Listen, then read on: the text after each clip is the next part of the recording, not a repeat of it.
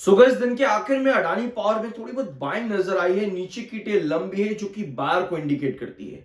क्या कल के दिन वापस से 1-2%, 1-1.5% के आसपास का एक छोटा सा मूव देखने को मिल सकता है?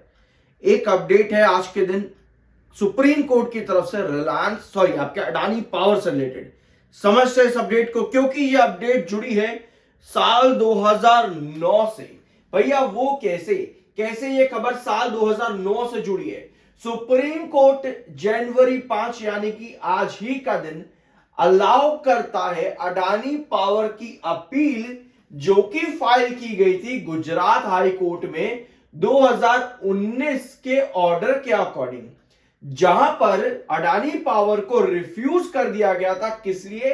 कि इनको एग्जेम्पशन दिया जाए एसईजी के डोमेस्टिक टैरिफ एरिया पर, यानी कि कंपनी को टैक्स पे करने पर एग्जाम्पशन दिया जाए, कस्टम ड्यूटी पे करने पर अडानी पावर को एग्जाम्पशन दिया जाए। इस ऑर्डर को लेकर के गुजरात हाई कोर्ट की तरफ से जो इनको डिनाई किया गया था, इस ऑर्डर को लेकर के अडानी पावर जाता है सुप्रीम कोर्ट, जहां आज के दिन सुप्रीम कोर्ट से अडानी पावर को मिलता है रिलीफ, जो कि ये मैटर जुड़ा हुआ था साल 2009 से, जहां पर उस समय की सरकार कहती है कि भैया आपको जो है कस्टडी ड्यूटी पे करनी पड़ेगी अकॉर्डिंग टू रेट्रोस्पेक्टिव इफेक्ट, जो कि साल 2009 में चल रहा था।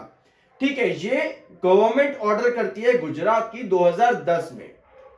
ऑल्दो गुजरात हाई कोर्ट ने साल 2015 में इस लेवीड टैक्स को, यानी कि इस कस्टम ड्यूटी को लगभग जो है आर्बिट्रेटरी और इल्लीगल बता दिया था। इसी ऑर्डर को लेकर के अडानी पावर जाता है सुप्रीम कोर्ट में, जहां सुप्रीम कोर्ट से अडानी पावर को मिलता है ये रिलीफ। ठीक है, तो ये है पूरा मैटर। लगभग 2009 से इसके तार जुड़े हुए हैं, 2015, 2019 और अब फाइनली 2025 में जाकर के कंपनी के ऊपर से इंपोज कस्टम ड्यूटी हटा दी जाती है। तो ये मिला आज के दिन अडानी पावर को रिलीफ। इसके अलावा मार्केट एक्सपर्ट्स लंबे टाइम से अडानी पावर को लेकर के बहुत बुलिश है। सितंबर में भी, सितंबर तो नहीं बल्कि अक्टूबर या नवंबर में अगर हम जाएंगे तो मार्केट एक्सपर्ट्स के टारगेट तब भी 187 के थे और आज भी 180 तक के टारगेट मार्केट एक्सपर्ट्स की तरफ से है। फॉर एग्जांपल आपके पास आते हैं जेएम फाइनेंशियल। ठीक है, एक बार जेएम फाइनेंशियल पर आते हैं पहले।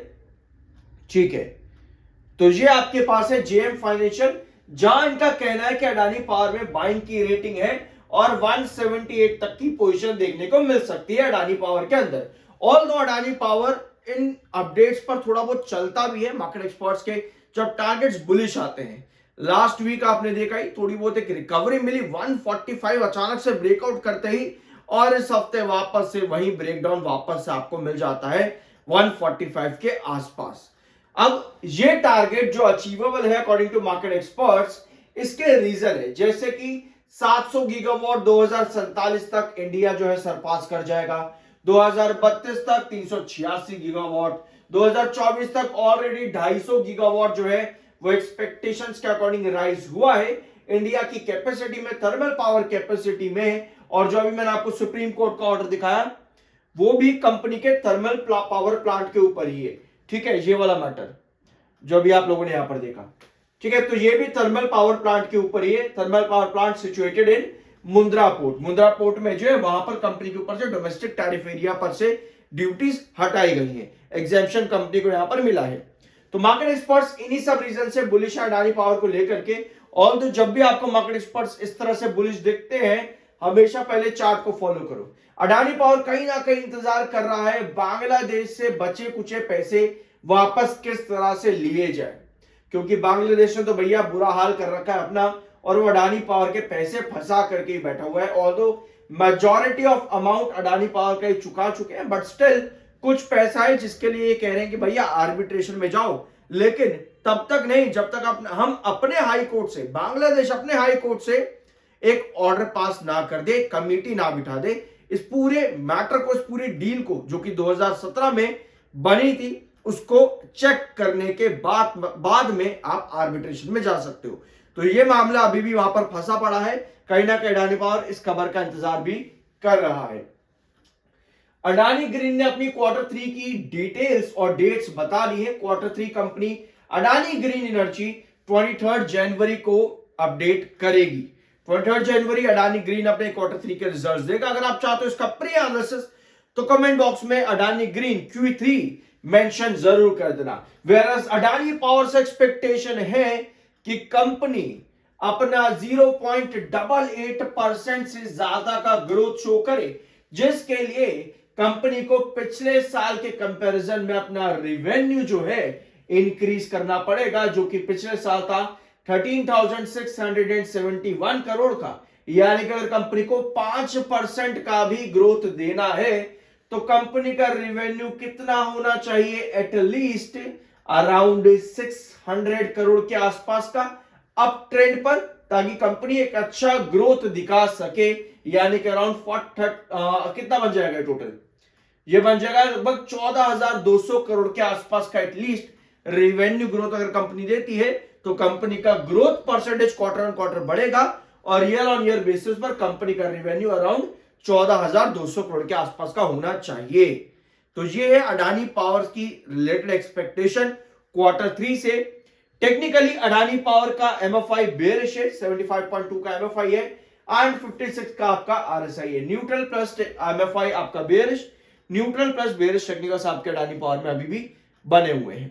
और ये है अडानी पावर का चार्ट। अभी लगभग 82 समथिंग के आसपास का आपका इनवर्स का पैटर्न कंप्लीट हो चुका है। और आपको जैसे मालूम है कि कोई भी कर्व पैटर्न अचानक से बड़े ब्रेकआउट की तरफ नहीं जाता। जैसे आपको यहां पर दिख रहा है बड़ा ब्रेकआउट आपको मिल गया, लेकिन कोई भी कर्व पैटर्न आराम से ब्रेकआउट की तरफ नहीं जाता है। एक लंबा कंसोलिडेशन चलता है और जब भी तेजी बनती है उसके बाद में कर्व को एटलीस्ट वो फुलफिल करने के लिए up trend down trend up trend down trend दिखाता ही रहता है। तो कोई भी इन्वर्स का पैटर्न एक छोटे छोटे कंसोलिडेशन फेजेस में चलता है और इस समय अडानी पावर का पुराना वही जो हम पिछले 2 महीनों से रो रहे हैं, जिसको लेकर के 138 से लेकर के 145 के बीच में, ठीक है। ब्रेकआउट के लिए आपका 154 ब्रेक होना जरूरी है, तब आकर के आप कह सकते हो कि यहां पे इनवर्स का पैटर्न का कंसोलिडेशन जो कि 138 से 145 का है ये कंप्लीट होता है और 154 ब्रेक करते ही आपके नेक्स्ट पोजीशंस बनते हैं, जैसे कि 166 एंड 174। तो अडानी पावर में सभी लेवल काफी ज्यादा इंपॉर्टेंट है।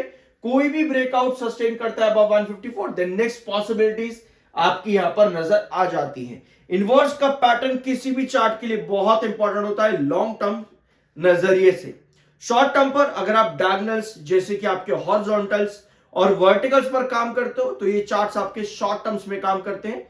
वेरास कोई भी इनवर्स का पैटर्न लंबे कंसोलिडेशन के अंदर जाता है तब जाकर के वहां ब्रेकआउट मिलता है, यानी कि पेशेंस चेक होता है किसी भी इनवर्स कप या फिर कर्व पैटर्न के अंदर। तो इन चार्ट्स को समझना बहुत ज्यादा जरूरी होता है और कोई भी चार्ट्स के ब्रेकआउट्स या ब्रेकडाउन डिपेंड करते हैं कि खबर किस तरह की कंपनी से रिलेटेड बन रही है। तो ये है आज के दिन की अडानी पावर से रिलेटेड डिटेल। एक छोटी सी बात में आज जाने से पहले एक और आपको बता दूं, नीचे की डिटेल आज के दिन की लंबी है। 145 पर ब्रेक डाउन होने के बाद छोटी सी रिकवरी आज के दिन बनी है, तो कल के दिन एक्सपेक्ट करते हैं कि एक बार फिर से 145 के ऊपर और 149 के बीच में रहने की कोशिश कर सकता है Adani power limited. I hope कि इस वीडियो में आपको कुछ सीखने को मिला होगा। I am NISM certified, subscribe जरूर कर देना। मिलता अगले वीडियो में।